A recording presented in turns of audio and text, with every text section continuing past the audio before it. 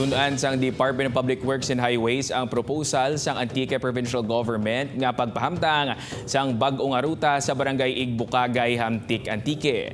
Ining ginanunsyar matapos nga makigsapol si Antique Governor Rodoro Cadiao kay DPWH Secretary Manuel Bunoan sang damlaglang. Pinagi sa 145 meters nga dalan nga ginaduso sang provincial government, mangintadlong ang alagyan sa mga motorista kag makalikaw na sa ginatawag nga killer curve. Ang lugar kung sa di nahulog ang Ceres bus na nagaligad nakaligad nga simana nga gintunaan sang kamatayon sang 19 ka mga sakay sini.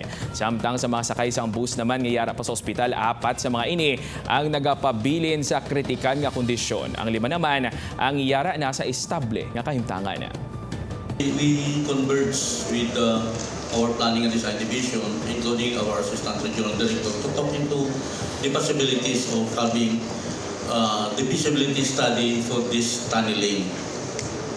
Right now, we will be asking the central office of the Department of Public Works and Highways to provide us some funds for the feasibility study.